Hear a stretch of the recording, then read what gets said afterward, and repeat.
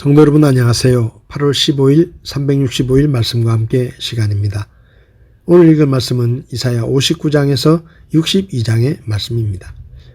59장에서 이사야는 사람 간의 관계에서 이스라엘 백성이 저지른 많은 죄악들을 지적하며 회개할 것을 촉구합니다.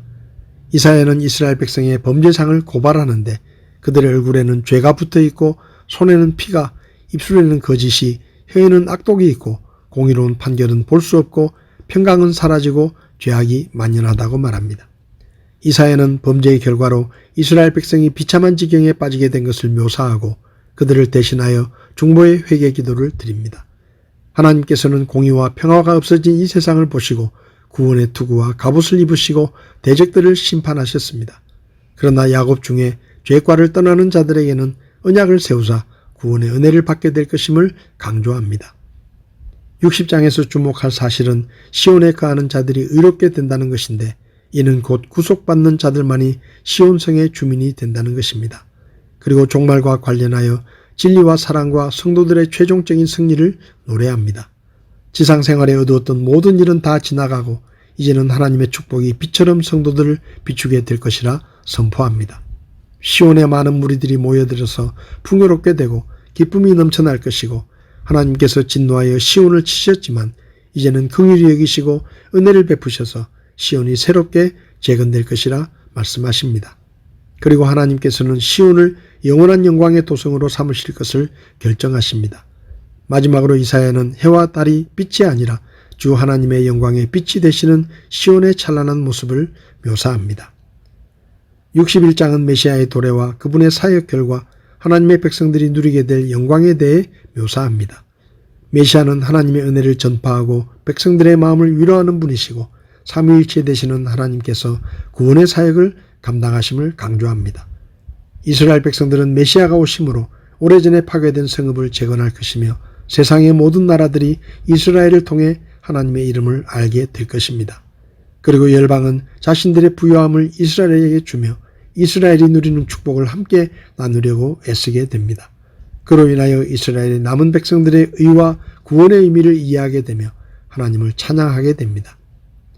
62장에서 이사야는 반드시 영광스러운 메시아 왕국이 실현될 것과 성도들도 그날이 속히 도래할 수 있도록 기도해야 한다고 합니다.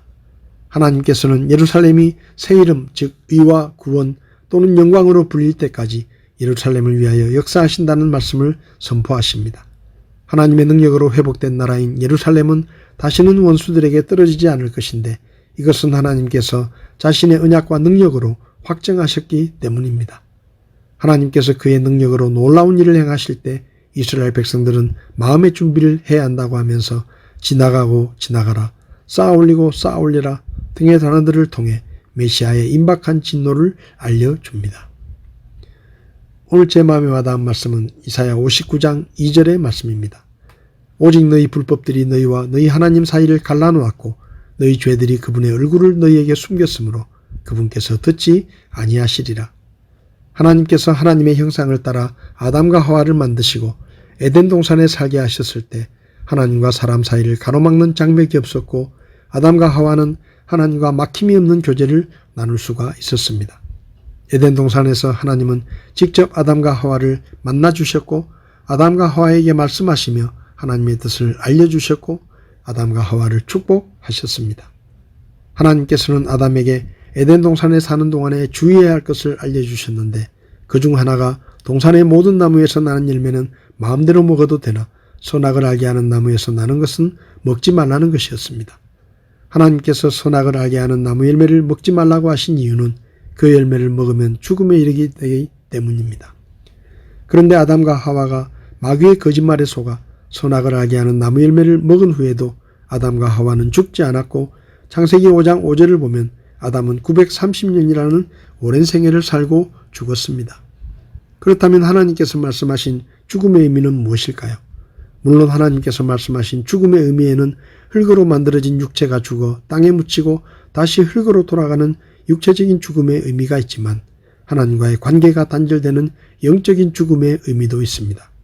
아담과 하와는 하나님의 말씀을 거역하고 선악을 알게 하는 나무 열매를 먹는 죄를 지은 후에 에덴 동산에서 쫓겨났습니다. 에덴 동산에서 쫓겨난 아담과 하와는 생명나무의 열매를 먹지 못하게 되어 육체의 죽음에 이르게 되었고 하나님과의 관계에도 죄라는 장애물이 생겨서 하나님과의 교제에 문제가 생기게 되었습니다. 이사야는 이스라엘 백성들의 불법들이 그들과 하나님 사이를 갈라놓았다라고 말했습니다.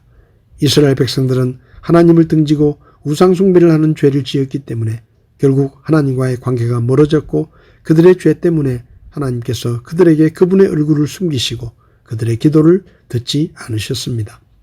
이사야 1장 15절에서 하나님께서는 너희가 너희 손을 앞으로 펼칠 때 내가 내 눈을 너희에게 숨기겠으며 참으로 너희가 많이 기도할지라도 내가 듣지 아니하리니 너희 손에는 피가 가득하니라 라고 말씀하시며 하나님께서 기도를 듣지 않으시는 이유는 죄 때문에 하나님과의 관계가 멀어졌기 때문이라고 하셨습니다.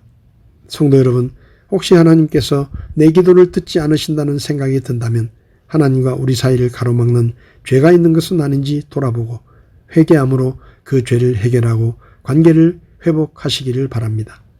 우리의 죄는 하나님과 우리 사이를 멀어지게 하고 아버지와 자녀의 관계 속에서 교제를 깨뜨리는 무서운 결과를 가져옵니다.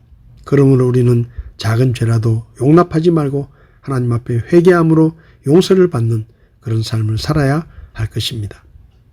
8월 15일 365일 말씀과 함께 오늘도 함께 해주셔서 감사합니다.